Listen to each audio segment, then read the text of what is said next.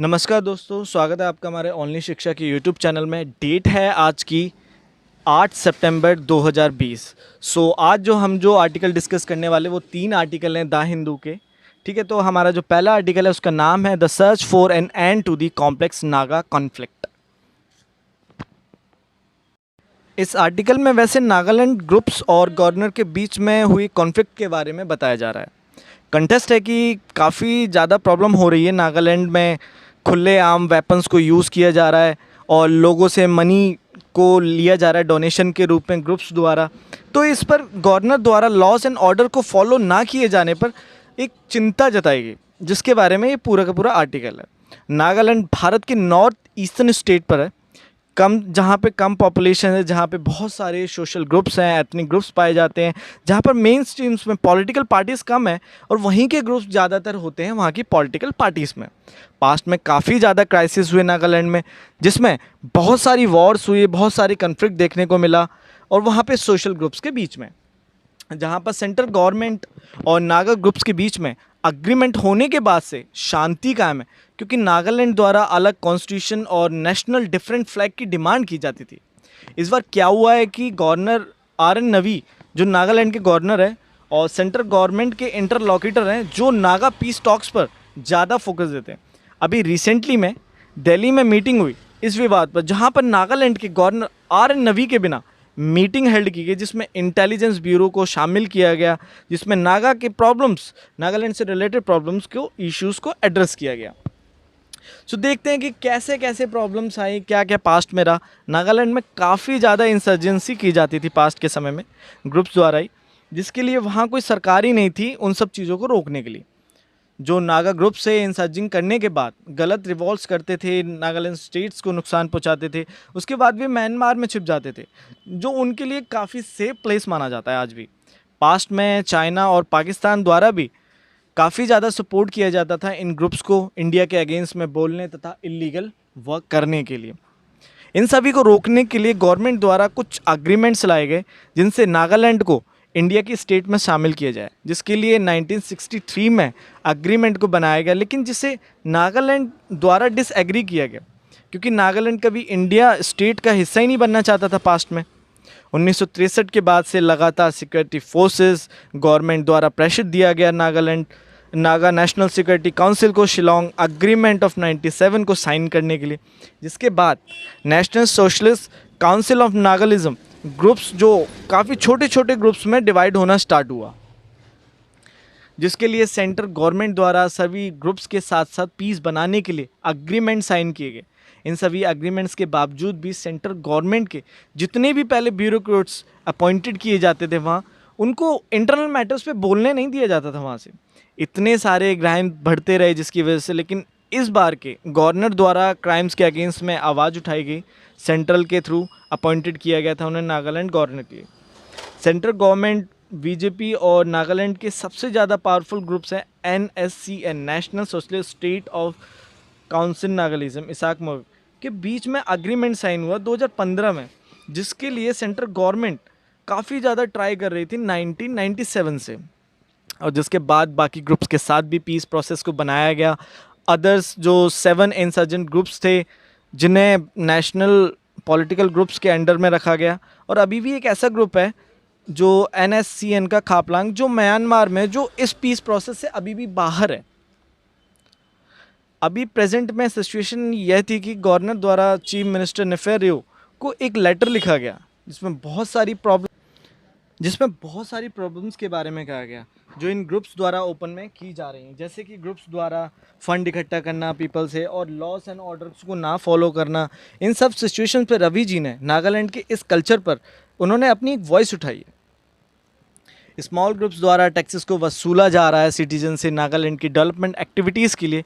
इन सभी illegal activities पर कोई एक्शन ही नहीं लिया जाता है स्टेट गवर्नमेंट द्वारा, बल्कि स्टेट गवर्नमेंट द्वारा कहा जाता है कि नागालैंड में डेवलपमेंट के लिए सिर्फ फंड ही तो कलेक्टेड किया जा रहा है, जो इनका एक राइट है, ऐसा कहा जाता है स्टेट द्वारा।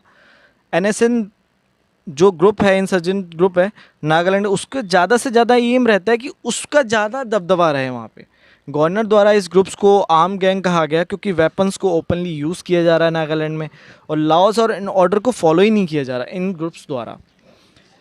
एनएसएन के कुछ मेंबर्स हैं, अभी रिसेंटली रिपोर्ट से उन्होंने सेल्फ डिक्लेयर्ड किया कि उनके ताल्लुकात रखते हैं अंडरग्राउंड जो बहुत ही ज़्यादा इलीगल ग्रुप्स हैं, उनके साथ ये मेंबर्स हैं उन ग्रुप्स के, और उनके साथ इनके रिलेशंस हैं। इस बार के नागा इंडिपेंडेंस डे पर स्पीच में एनएससीएन के चीफ द्वारा सेपरेट फ्लैग और सेपरेट कॉन्स्टिट्यूशन की डिमांड की जा रही है, जो काफ़ी बड़ी प्रॉब्लम रहेगी सेंट्रल गवर्नमेंट के लिए। इस पर काफ़ी ज़्यादा प्रॉब्लम बनती ही जा रही है। जो स्टेट्स के बॉर्डर्स हैं, जैसे कि जो दूसरा इशू है हमारा, जो स्टेट्स के जो बॉर्डर हैं जो नागालैंड स्टेट्स के साथ लगते हैं, उनमें भी काफ़ी ज़्यादा प्रॉब्लम पड़ रही है, क्योंकि जो नागालैंड जो पॉपुलेशन है वो काफ़ी ज़्यादा मोबिलाइज कर रही है अदर स्टेट्स में, जिसके लिए उनके द्वारा ग्रेट नागालिज्म की डिमांड की जा रही है, जिससे नागालैंड की उन एरियाज़ को रिकॉग्निस किया जाएगा, उनकी टेरिटरीज बाउंड्रीज़ को पहचाना जाएगा। और अन्य इशू ये है कि इस एनएसएन के ग्रुप्स द्वारा हर समय वेपन्स को मैनेज किया जा रहा है, कि जबकि तय हुआ था सीज़ फायर के समय पे कि वे अपने वेपन्स का इस्तेमाल डिफेंस में कर सकेंगे, बस सेल्फ डिफेंस के समय पे करेंगे बस, लेकिन ग्रुप्स द्वारा लोकेलिटीज़ में वेपन्स को यूज़ किया जा रहा है, रूल ऑफ लॉ को फॉलो ही नहीं किया जा रहा। सेंटर के आज फाइनल अकॉर्ड में मेन पॉइंट यह होना चाहिए कि सभी वेपन्स को रिमूव कराया जाए इन ग्रुप से, और अंत में कहा ही जाता है कि एनएसएन के ग्रुप्स द्वारा गवर्नर को हटाने की रिक्वेस्ट की जा रही है नागालैंड से, जिससे 2015 के एग्रीमेंट को फॉलो किया जा सके। लेकिन गवर्नर द्वारा तो सिर्फ उन प्रॉब्लम्स को एड्रेस किया गया, उन्होंने तो बल्कि अपनी ड्यूटी पूरी की थी। इस ग्रुप्स द्वारा बोला जाता है कि गवर्नर के इन सभी इश्यूज़ को लाने से एग्रीमेंट को ख़त्म किया जा रहा है, और एनएसएन और सेंट्रल गवर्नमेंट के बीच के रिलेशन की ट्रस्ट भी ख़त्म होता जा रहा है, ऐसा उन ग्रुप्स द्वारा बोला जा रहा है। आज सेंटर को ये ध्यान में रखकर कदम उठाने चाहिए कि इतने पावरफुल ग्रुप को एक बार से नहीं कंट्रोल किया जा सकता, बल्कि इनके साथ कॉम्प्रोमाइज़ से इन्हें कंट्रोल किया जा सकता है, धीरे धीरे करके। अगर सेंटर कोई गलत स्टेप लेता है एकदम से ड्रास्टिक चेंज करने का, जिससे शायद ये ग्रुप्स को फिर चाइना द्वारा दोबारा से इन्फ्लुएंस किया जाएगा, क्योंकि लास्ट ईयर में कुछ ऐसे ही हुआ। जो एनएसएन का ग्रुप है, उनके जो कमांडर थे लास्ट ईयर, वो चाइना के सपोर्ट की डिमांड कर रहे थे चाइना के युआंग प्रोविंस में जाके। हमारा जो सेकंड आर्टिकल है उसका नाम है डील इन डेंजर। इस आर्टिकल का कंटेंट है ब्रेक्सिट। इस आर्टिकल में यूके और यूरोपियन यूनियन के डील के बारे में कहा जा रहा है, क्योंकि लास्ट साल ब्रेक्सिट को डील को साइन किया गया था यूके और यूरोपियन यूनियन द्वारा, जिसके लिए नो ट्रेड डील का अग्रीमेंट भी साइन किया था। तो उसका टाइम पीरियड 15 अक्टूबर को ख़त्म हो जाएगा, तो उसी के बारे में यहाँ पे बात की जा रही है। आज British prime minister Boris Johnson की गवर्नमेंट द्वारा कुछ लॉज को रिवाइव किया जा रहा है, जो लॉज यूके के यूरोपियन यूनियन को छोड़ते वक्त बनाए जा रहे थे। पिछले साल जब यूके और यूरोपियन यूनियन के बीच में यूके द्वारा एग्जिट की डील साइन हुई थी, जब आज कुछ लेजिस्लेचर एज ऑर्डर्स को बनाए गए हैं, दोबारा जारी किए गए हैं यूके द्वारा, जिससे प्रॉब्लम हो रही है आज उन सिटीजन्स को। दोनों देशों के बीच में जब लास्ट ईयर डील साइन हुई, जिसमें नॉर्थन आयरलैंड का कुछ हिस्सा यूके के हिस्से में आया और कुछ पार्ट आयरिश रिपब्लिक का बना, जो यूरोपियन यूनियन का मेंबर्स है। जब इस नॉर्थ आयरलैंड पर दोनों देशों का हिस्सा है, जिसके लिए नॉर्थ आयरलैंड पर के लिए कुछ प्रोटोकॉल्स बनाए गए, जिनमें लास्ट ईयर की डील में साइन किया गया था, जिससे यह तो नॉर्दर्न आयरलैंड है ना, जिसमें कुछ ट्रेड रूल्स को फॉलो तथा बनाया जाता है यूरोपियन यूनियन द्वारा भी। लेकिन जो प्राइम मिनिस्टर हैं आज मिस्टर जॉनसन और उनकी पॉलिटिकल पार्टीज़ इस लॉस रूल को मानने के लिए राज़ी नहीं है। वे कहते हैं कि यूरोपियन यूनियन के ट्रेड रूल से यूके की सॉवरेनिटी को नुकसान हो रहा है। उनके द्वारा ब्रेक्सिट की डील में लाए गए रूल्स को फॉलो ही नहीं किया जा रहा, बल्कि नॉर्थन आयरलैंड के लिए कुछ डोमेस्टिक लॉस को बनाया जा रहा है, इंटरनल मार्केट्स को सेटअप किया जा रहा है, फाइनेंस बिल को लाया जाए, जिन्हें यूके की कोर्ट द्वारा बनाया जाए और नए उन रूल्स को फॉलो किया जाए, ना कि यूरोपियन यूनियन के एग्जिट करते समय डील के एग्रीमेंट में जो रूल्स बनाए गए थे उनके थ्रू। लेकिन जो नॉर्थन आयरलैंड है, जो लीडर्स हैं, वो इस रूल्स को लाने के लिए कहते हैं कि जॉनसन आज धोखाधड़ी कर रहे हैं ब्रेक्सिट की डील से। इन नए रूल्स लॉ से यूरोप यूनियन के बनाए रूल्स रेगुलेशन को हटा दिया जाएगा उन रीज़न से जहाँ पर इनके रूल्स कस्टम्स होंगे। और होता है क्या है कि एक रीज़न से यूरोप यूनियन के बनाए रूल्स में चेकिंग अभी नहीं की जा सकती, लेकिन इस रूल्स के बाद वहाँ चेकिंग की जा सकेगी आराम से। इन नए रूल से गुड्स फ्राइडे एग्रीमेंट का कोई महत्व नहीं रह जाएगा, जिसके कारण आज पीस बनाया गया है आयरलैंड में। यूके आज पूरे तरीके से यूरोपियन यूनियन से बाहर है, लेकिन उस ब्री एग्जिट की डील एग्रीमेंट से यूके को उन यूरोप यूनियन रूल्स को फॉलो करना पड़ता है जिन्हें डील में रखा गया था, जो इस दिसंबर में उन रूल्स का पीरियड ख़त्म हो जाएगा। आज यूके का ज़्यादा अटेंशन ट्रेड डील पर है, लेकिन उनके द्वारा वर्कर्स राइट के इश्यूज़ पर कोई ध्यान ही नहीं दिया जा रहा। इन्वायरमेंट के लिए कोई रूल लॉ का कोई एग्रीमेंट ही नहीं है। लीडर्स द्वारा बिजनेसेस पर ज़्यादा ध्यान दिया जा रहा है और आयरिश बॉर्डर्स पर। यूरोपीय यूनियन यूके के इस फेज से खुद परेशान है, जिसके लिए वे कहते हैं कि यूके को उन रूल्स लॉ को अडॉप्ट करें ट्रेड डील के लिए जो ब्री एग्जिट डील एग्रीमेंट में डील किए गए थे। लेकिन इस पर यूके ब्री एग्जिट डील को एक ब्रेक फ्री डील कह रहा है, जिसमें कि वे कोई रूल्स को बना सकेंगे। यूके यूरोपियन यूनियन के किसी भी रूल्स को मानना नहीं चाहता। नॉर्दर्न आयरलैंड के लिए ब्री एग्जिटर्स बोरिस जॉनसन की पार्टी कहती है कि नॉर्थर्न आयरलैंड को स्पेशल ट्रीटमेंट नहीं मिलना चाहिए। यूके के नए रूल्स लॉ से उनका दबदबा और ज़्यादा बनेगा आयरलैंड में। आज यूके के लीडर्स इकोनॉमिक और पॉलिटिकल दबदबे पर ज़्यादा से ज़्यादा ध्यान दे रहे हैं। हुआ क्या था कि यूके और यूरोप यूनियन के ब्रेक्जिट डील में बोला यह गया था कि कोई ट्रेड डील नहीं होगी यूके के साथ में, जिससे कि बहुत ज़्यादा लॉस होगा इकॉनमी को। और इस समय पर जब महामारी इतनी फैली है, जहाँ पर आज सब बंद है, इस नो डील ट्रेड से नॉर्थ आइलैंड के बाकी पीस एग्रीमेंट ख़त्म हो जाएंगे। मिस्टर जॉनसन और उनके कैबिनेट को इस पर नो डील पर क्वेश्चनिंग करनी चाहिए और इस नो डील एग्जिट की डील को फॉलो के बजाय इस पर ध्यान देना चाहिए। इस पर टॉक होनी चाहिए यूरोपियन यूनियन के साथ और यूके के ट्रेड एग्रीमेंट्स पर ध्यान देना चाहिए, जिससे अदर इश्यूज़ को भी इन फ्यूचर में सॉल्व किया जा सके। हमारा जो थर्ड आर्टिकल है उसका नाम है एम्पावर द यूथ फर्स्ट। इस आर्टिकल का कंटेंट है आत्मनिर्भर। भारत के प्राइम मिनिस्टर द्वारा आत्मनिर्भर भारत इनिशिएटिव लिया गया, जिसमें भारत सेल्फ रिलायंस की अप्रोच को फॉलो करेगा, जिसमें कम से कम स्केल पर इंपोर्ट किया जाएगा गुड्स को। लेकिन इस आर्टिकल में कुछ पॉइंट्स हैं जिनके लिए बहुत स्टेप्स को फॉलो करना ज़रूरी है।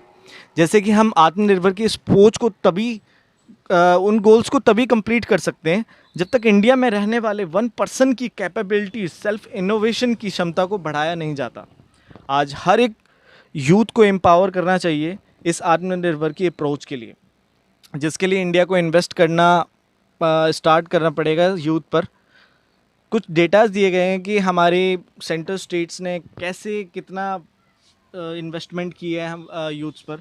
तो देखते हैं 2014 के नेशनल यूथ पॉलिसी में 15 से 29 साल तक के यूथ पर उस समय 27% तक का पॉपुलेशन का हिस्सा था वो यूथ, जिसके लिए सेंट्रल गवर्नमेंट द्वारा 2710 रुपये स्पेंड किए गए पर यूथ पर, उसकी एजुकेशन पर, उसकी स्किल डेवलपमेंट पर, एम्प्लॉयमेंट पर, हेल्थ केयर पर और फूड सब्सिडीज़ में। और इस पॉलिसी का टोटल फंड रहा 90,000 करोड़ रुपए। स्टेट द्वारा भी सेम अमाउंट को इन्वेस्टेड किया गया यूथ पर, जो पूरी जीडीपी का 1% रहा भारत की, जिसकी वजह से कोई अच्छे आउटकम नहीं निकलते। वर्ल्ड बैंक की रिपोर्ट द्वारा बोला जाता है कि इतनी कम इन्वेस्टमेंट होने से चिल्ड्रन और यूथ पर, जिससे हर साल कंट्री को 4% तक का लॉस होता है जीडीपी में, जिसमें अनएम्प्लॉयमेंट की कॉस्ट रहती है 0.6% तक। 2017-18 में यूथ द्वारा इंडियन लेबर फोर्स में 38.3% तक पार्टिसिपेशन किया जाता था इकॉनमी सेक्टर्स में। 2018 की state of working India report में यूथ का अनएम्प्लॉयमेंट रेट रहा 18.3% तक, जिसमें 3.47 करोड़ यूथ अनएम्प्लॉयमेंट रहा, जिसमें से 30% यूथ ऐसा था जिसके पास ना तो वो एम्प्लॉयड था और ना ही वो एजुकेटेड था, और 33% तक स्किल यूथ अनएम्प्लॉयड थे। हर साल कम से कम 50 लाख यूथ इकॉनमी में पार्टिसिपेट करते हैं।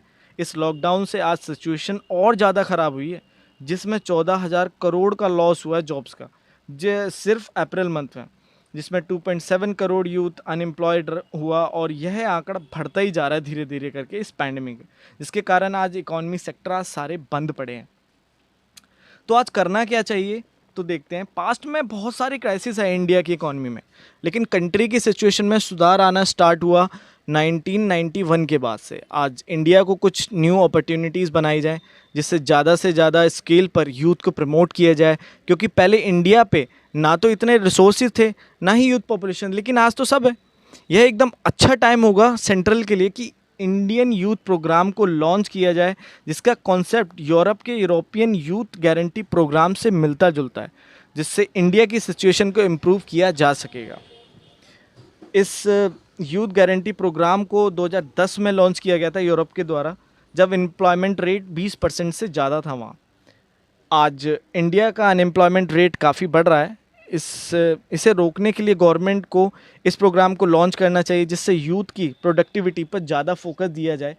इस इकॉनमी स्ट्रेस में गवर्नमेंट को आज कुछ बजट में से क्रिएट करना चाहिए यूथ कंपोनेंट प्लान, जिसमें कुछ परसेंट तक फंड को स्केड्यूल कास्ट और ट्राइबल सब प्लान्स के लिए एलोकेट करना चाहिए। इस यूथ कंपोनेंट प्लान्स को क्रिएट किया जाए, स्टेट और सेंट्रल मिनिस्टर द्वारा किया जाता है, जिसके फंड को उस इंडिविजुअल तक पहुंचाया जाए जो यूथ पॉपुलेशन है, जो छोटे छोटे कास्ट में रहते हैं, जो छोटे छोटे विलेजेस में रहते हैं। इंडियन यूथ प्रोग्राम को कोई अलग से फंड स्कीम नहीं बनाया जाए, इसे बल्कि इस प्रोग्राम से फिक्स टाइम फ्रेम किया जाए कि जैसे कि जब एक यंग पर्सन कॉलेज से ग्रेजुएटेड होता है तो उसे जॉब लॉस ना हो, उसे जॉब मिल सके, उसके अंदर स्किल जनरेट की जा सके, एक्सपीरियंस को गेन किया जाए, तो उसे जॉब दी जा सकेगी। इस इंडियन यूथ प्रोग्राम को डिस्ट्रिक्ट एडमिनिस्ट्रेशन के साथ लोकल बॉडीज़ के साथ अटैच कर देना चाहिए, जिससे यूथ के लिए बनाई गई स्किल्ड स्कीम्स को जागरूक किया जा सके, उस यूथ को उनके इंफ्रास्ट्रक्चर को मजबूत बनाया जाए। जब इंडस्ट्री में वर्क करते समय उनकी स्किल्स को और एम्पावर किया जाए, उनके यूथ को और ज़्यादा एम्पावर्ड किया जाए। ऐसे कुछ स्कीम्स बनाई गई जो काफ़ी महत्वपूर्ण रही, लेकिन वो पूरी तरह सक्सीड नहीं हो पाई, जो सिर्फ रूरल और विलेजेस एरिया में ही काम कर पाई। जैसे कि Mahatma Gandhi national rural employment guarantee act काफ़ी ज़्यादा इजी और इफेक्टिव रहा विलेजेस में रहने वाले लोगों के लिए, वर्क को प्रोवाइड कराने में और सोशल प्रोटेक्शन के लिए, लेकिन जिससे सिर्फ 4% तक ही यूथ को लाभ मिल पाया। इस इंडियन यूथ प्रोग्राम जो न्यू प्रोग्राम है, जिससे विलेजेस के साथ साथ अर्बन एरियाज़ के यूथ को भी बेनिफिट दिया जा सकेगा, और इससे पूरे भारत में इम्प्लीमेंट करना चाहिए, जिससे अनएम्प्लॉयमेंट जैसी प्रॉब्लम को एड्रेस किया जा सके और स्ट्रेंथन किया जाए यूथ को एम्प्लॉयड सेक्टर में, जिससे यूथ डेवलपमेंट इंडेक्स में इंडिया यूथ की डेवलपमेंट को शो कर सके और इस इंडेक्स से अदर स्टेट्स में गैप्स को फिल किया जा सके यूथ डेवलपमेंट के लिए।